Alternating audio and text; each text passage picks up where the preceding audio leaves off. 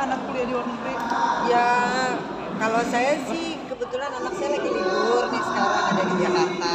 Jadi lagi nikmatin aja sama dia. Kalau mengenai bisa jauh, jadi anak satu-satunya ya sama aku. Tapi kan aku meskipun dia sekolah di luar negeri, tapi kan dia ada siblingnya tuh sepupunya. Jadi ya saya tenang lah. Anak makin ABG seperti apa sih? Kenapa?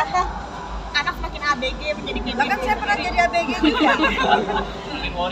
Tapi Tante mengunjungin juga ke Australia sampai masak di apartemen sendiri, gimana sih? Ya Repot nggak ya sih? balik lagi lah tugasnya mama-mama ya, mau anak di planet manapun diketemuin ya balik lagi tugasnya jadi tukang bersih-bersih gitu. Tapi ya nggak apa-apa, saya menikmati peran saya kok sebagai Anak semakin ABG semakin menjadi bestie nggak sih Tante? Hah? Anak semakin beranjak dewasa mungkin menjadi bestie juga nggak sih sama Tante? harus dong, harus. Pokoknya intinya lagi tidak mau mengajarkan, namanya orang tua kan biasanya punya pola sendiri-sendiri dalam mendidik anak ya. Tapi prinsipnya kalau untuk saya sendiri sih kalau kita bisa berdamai dengan anak, prinsipnya untuk saya pun juga saya mendidik anak saya menyesuaikan dengan usianya.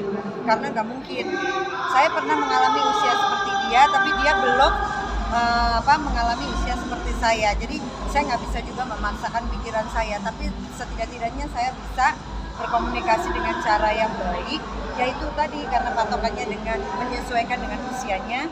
Saya mencoba saya tuh seolah-olah seumuran dia, jadi saya bisa mencoba untuk balance lah.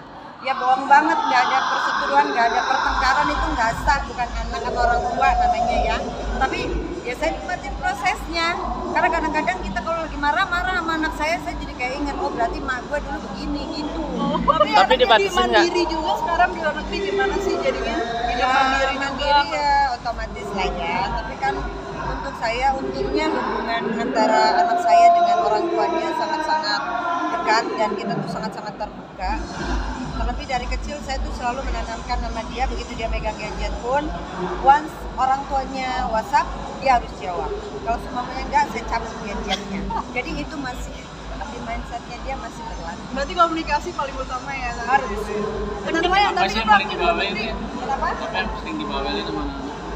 Ya kalau saya sih karena anak perempuan ya, jadi saya lebih menekankan kepada dia harus pintar menempatkan dirinya. Itu aja sih yang basic-basic aja. Kalau bergaul saya meminta anak saya untuk tidak memberi batasan bergaul, yang penting dia ada filter itu aja. Karena balik lagi filternya ya tergantung kan gini, kita menyekolahkan anak ya, berarti kan kita mempercayakan pendidikan itu sama guru. Tapi begitu di rumah saya pikir pendidikan anak itu udah dibalikin ke tugasnya kepada orang tua. Jadi saya mencoba untuk lebih lebih modern aja pikirannya, nggak mau kaku gitu. Karena 100% kita akan mempercayakan kepada guru boleh, tapi pada saat di sekolah. Tapi begitu di rumah, ya itu udah job desk-nya orang tua. Saya sih gitu. Jadi kalau apa yang terjadi misal pun ada yang salah, koreksinya gampang. Apakah dia di sekolah atau di rumah. Di Australia ada pendidikan apa Tante? Dia ngambil business management. Udah sampai sekolah ini semester berapa sekarang? Baru masuk ya. Kalau sekarang pun juga saya menganggap bahwa itu pilihan anak saya nggak pernah maksain. Jadi dia majornya pilih itu ya saya bebaskan kepada dia lah. At least itu hal yang membuat dia juga jadi bertanggung jawab dengan pilihan. Sudah ada adik kakak ya Tante juga awet muda. Amin. Adik kakak sama anak seperti apa sih Tante? Nomor sepatu kamu berapa? Aduh.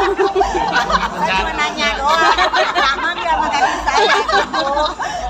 Tetap aja, tapi repot nggak sih di luar negeri kan anak kan gajinya semuanya ngurus sendiri. Kalau di sini kan ada ART, repot sendiri nggak sih? Sampai tetap aja masak juga di sana, nonton di Saya kasih bocoran ya, anak saya dulu waktu SD aja, meskipun dia ada mbak di rumah apa segala macam, untuk dia pembelajaran pertama pada saat dia sekolah pulang, kalau semua sepatunya kotor dia harus cuci sendiri. Nggak dimanja ya Tante? nggak dimanja. Ya, jangan. Saya lumayan keras ke anak saya, sampai anak saya juga heran sama saya kenapa dia dididiknya terlalu keras. Tapi saya bilang ada saatnya mama tuh bisa keras bisa lembek, itu tergantung cuaca. Tante mungkin awet muda seperti apa sih? Tante rahasia awet mudanya apa sih? Harus menjaga Jadi kecantikan gini, keponakan saya kan banyak yang seumuran anak saya, sepupuannya dia lah ya. Terus saya karena juga mau jagain anak saya, otomatis kan saya harus pinjam gitu. Ya udah mungkin itulah kadang-kadang ikut-ikut ketawa-ketawa, ikut denger pembicaraan mereka tanpa memaksakan untuk saya jadi muda loh ya, kan harus sadar diri juga ada tuir say gitu ya. Ya udah sih. Perawatan apa sih tante? Kayak dari luar dan dalam apa aja nih? Luar dari dalam, sebenarnya dari dalam dulu. Kalau kamu niatnya mau cantik, cantik itu bisa di-create. Tinggal kamu mau pakai modal apa enggak? Iya dong. Kalau semuanya pakai modal, ya iyalah kan mesti beli skincare gitu kan. Terus mesti ya perawatan yang wajar-wajar aja. Kalau ada yang mau dirubah ya itu hak semua orang, terserah, bebas gitu. Tapi kalau saya lebih memilih, saya mensyukuri apa yang saya punya gitu ya.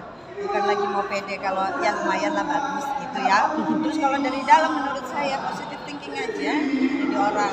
Terus kalau seumpamanya ditanya gak pusing sama Mbak Neti, bodoh amat, gak kenal gitu. Lagi justru happiness-nya mereka seperti itu, kita hormatin aja gitu.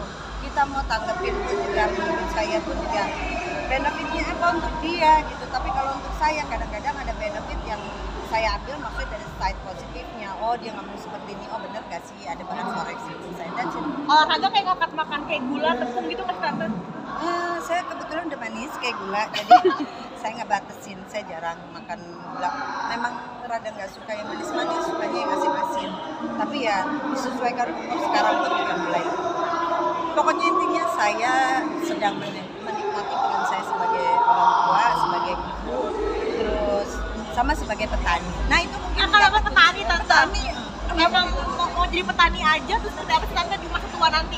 ya kan sekarang maksud saya ya, saya kan sekarang udah dikategorikan memberikan kesempatan lah ya, udah waktunya memberikan yang muda-muda, talent baru yang lebih bagus, yang lebih cantik, yang lebih pokoknya yang lebih-lebih lah.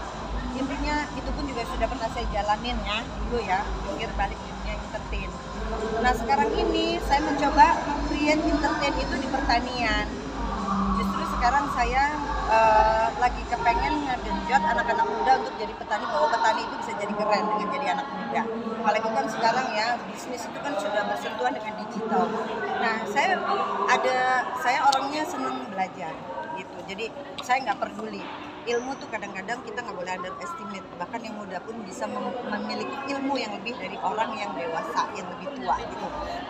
Dan untuk saya ya saya nikmatin itu. Sekarang ini saya jadi petani. Saya petani melon, lemon, serai tuh semuanya. Kenapa mau Saya jadi berteman sama matahari biar sehat. Kenapa tante mau jadi petani kan berarti kan harus turun megang tanah. Emang nggak jijik tante seorang Mayang Sari? Seorang Mayang Sari harus Iya, bertani. ingat jangan lupa asal ya. Kamu makan beras itu asalnya ya ditanamnya ya, ada tanahnya juga say. Ya, kata kuncinya mau happy, mau sehat, mau cantik, jangan lupa asal. Sebagai healing juga kan tante bertani sebagai. Makasih tante.